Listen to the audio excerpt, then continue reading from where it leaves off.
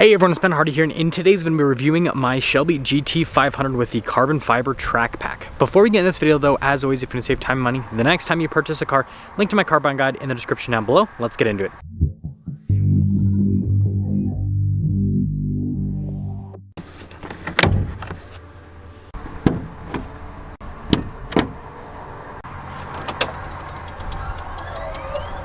Under the hood of the GT500 is a supercharged 5.2 liter V8. It's a cross-plane crank V8, unlike the 350, which is a flat-plane crank V8. But regardless, it goes through a 7-speed dual-clutch automatic. Power outputs are 760 horsepower and then 625 pound-feet of torque. And obviously, you got the signature of the person who built it because it's hand-built, and then you got the Shelby Cobra as well. Now, for those of you wondering, even though you've got to press those to open up the hood, you don't have to do anything special to close it. You basically just close the hood like normal, which I recommend you do it with both hands, not one. Now, before we move forward with the review, I do want to mention, if you want to see more videos just like this, then I recommend you subscribe because I post content every single day.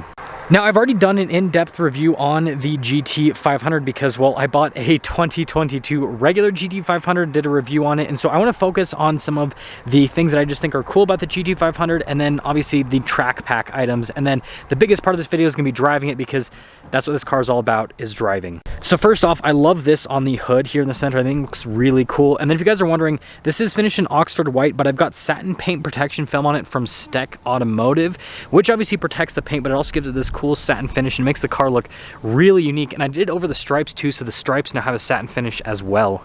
And then the front end on the GT500 is just so aggressive. Everything is just so wide open. You got the Cobra there in the center, obviously. And then look at here on the side. It just, I don't know, it just adds the aggression. And like when you see this car in the rear view mirror, I mean, you can tell it means business.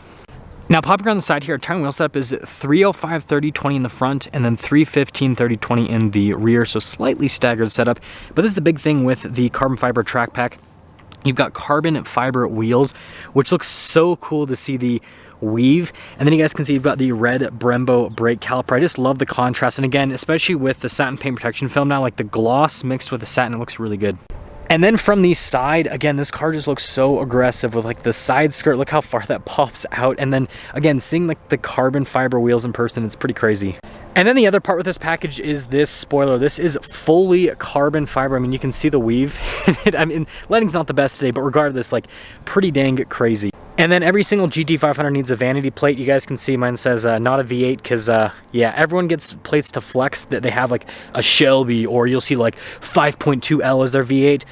Grow up, people. Get this kind of plate. It's more fun. But anyways, I will say the back end in person looks a lot better than in photos and in video because you can see like just, again, everything that's happening with the body lines and all that. Because I can tell on camera right now, it just doesn't look all that great. But again, in person, it looks really good, especially with the wing. Yep, I'm one of these people that has a seatbelt and the seatbelt feeder. Anyways, a big part of the carbon fiber track pack is you have the rear seat delete. So yeah, no back seats. And then you've got these really cool bucket seats. Now they are manually adjustable and you can get these in a regular GT500, but most people option out the comfort seats. Whereas again, these are standard because, well, it's the track pack. And then while we're in this area, really cool pedals here with the track pack as well. Now this is the best part. So we have this fully Alcantara wrapped steering wheel. I mean, there's a little bit of leather at the bottom, so I guess it's not fully wrapped. With the paddle shifters on the back, and we'll talk about the transmission more when we drive it, but really cool looking setup here. And then you notice there's carbon fiber all over. This is another thing that's part of the track pack. And then while we're on the dash, you guys can see the chassis number. That's another cool part of it. And then this isn't specific to the GT500. This is just every like modern Mustang, but when you change the drive modes, you've got like the cool gauge cluster animation that also changes with the drive modes as well. Now the last thing before we go over the price is the fact this has a dial shifter. I think this is hilarious because like it's a muscle car, right? Muscle cars are like the epitome of masculinity when it comes to a car, hence muscle in the name. And so it's like you've got this crazy V8 under the hood, and then when you want to put it into gear, it's like me. It's kind of funny.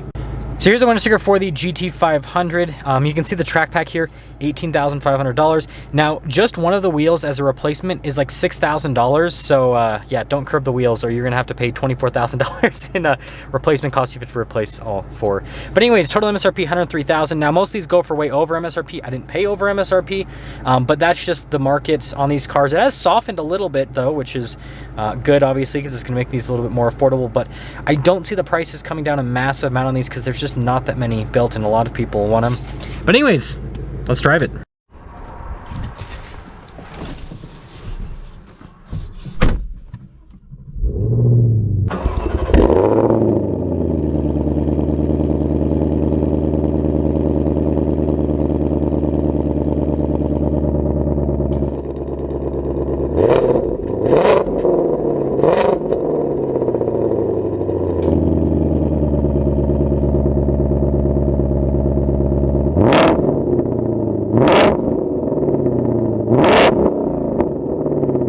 Now before we set off, we'll quickly talk about visibility here in the GT500. So here's your visibility of the hood. It's a super long hood, so it does take a bit to get used to. Blind spot monitoring through both the mirrors actually, and then throughout the rest of the rear. And it's so cool to see the wing there in the back. Anyways, let's set off. Okay, so we're gonna start the first part of our driving in the GT500 to actually talk about the daily drivability of this car. As insane as that sounds, right? $100,000 Mustang with almost 800 horsepower, carbon fiber wheels. That echoes so fun. But yeah, this car's actually super daily drivable. Sorry, the GoPro's sliding off my head. I don't know why this happens lately. Like, I've fixed the strap and everything and it's just been annoying. But anyways, this car is actually super daily drivable. So the suspension in the GT500 is so much better than the GT350. And I'll talk about that more in the GT350 review because I'm filming that driving portion after this one. But like, all you need to know for this review is this suspension is just so dialed in. It's super comfortable. Handling's obviously amazing. It doesn't like track all over the place like the GT350 does. And so it just makes for like a really fun daily drive. Now the next part about the GT500 that actually makes it surprisingly good as a daily driver is the transmission. So it's this dual clutch, and you can see it's like instant with the response, but it's also extremely smooth. Like downshifts, don't really feel them. Upshifts, I mean, again, there is, when you're like full throttle, there is a little bit of a violent nature to this transmission, which is super exciting. But again, daily driving, it's really good. And so, you know, in terms of like crazy performance cars that I've owned, this is by far the most daily drivable. Like, it's more, like I had the ZL1 1LE, and, you know, even compared to the GT350, this is just more daily drivable, which I think that's been part of the appeal to this car for a lot of people, is just like how good it is with the boring stuff, right? Obviously, being a GT500, this is a fire-breathing monster. So man, it's so insane with the acceleration. I'm probably not gonna be able to get a good acceleration here. When I loop back around, we'll be able to get a better acceleration.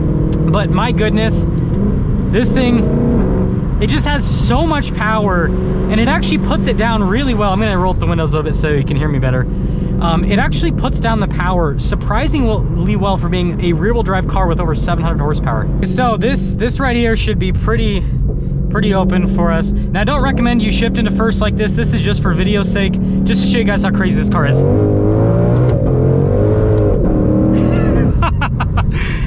So about that traction thing, I mean, sometimes it's definitely a monster. Now, the other thing I want to mention about this car is this is a car that you always drive in manual mode. You never have this. I mean, I guess if you're on like the highway, that's different. But like, if you're actually like driving the car always in manual mode, this transmission does fine in automatic mode, but like, it's so good. Like, I'm being like, this is the best dual clutch. Like, I've done Porsches, I've done, you know, I've driven like a bunch of supercars over the last like couple of years, and even like the Acura NSX, that's another one with a really good dual clutch. This is better than all of them. Like, it's so razor sharp, and it's so engaging. I feel like this perfectly pairs an automatic with a manual. Like, this is my favorite automatic transmission in a performance car. And so, to sum things up here, the GT500, I know this wasn't the most exciting driving. There's more traffic than I expected, to be honest. I will have like more videos. Like, I plan on taking this on the track and everything, so like, there's another reason for you guys to subscribe. But here's the deal. I think that in the Mustang community, this GT500 is kind of slept on because it isn't offered with a manual. But for the people that actually understand what this car does, it's such a phenomenal car. The handling characteristics are amazing. It has a fantastic powertrain. It sounds amazing. The power delivery is great. The driving dynamics overall are fantastic. Like, I would much rather have this over pretty much, like, I've driven a bunch of supercars. I would rather have this over so many supercars, because this has like an excitement factor to it. Like, my hands are kind of sweating right now, because like when you drive this, it gets your heart going. You know, I don't necessarily get that in a lot of, you know, like a lot of the modern supercars have become so like boring, if that makes sense. Like, they've toned everything down so much to make them so luxurious, this and that, especially like the 911. It's a really good example of one. And this, it's still like, it has that edge to it. But let me know what you guys think about the GT500. I think this is a car that a lot of people sleep on, but you know, I think long term, as long as this setup ends up being somewhat reliable, we'll see about that. If that happens, I think that this is going to be like definitely a future collectible. I mean, everyone says that about like any, you know, Shelby car, but I just think that with everything this has going for it, we're just not going to see cars like this in the future. Everything's going to be electric, everything's going to be hybrid, and this has a supercharged V8 and one of the best dual clutch automatics ever made.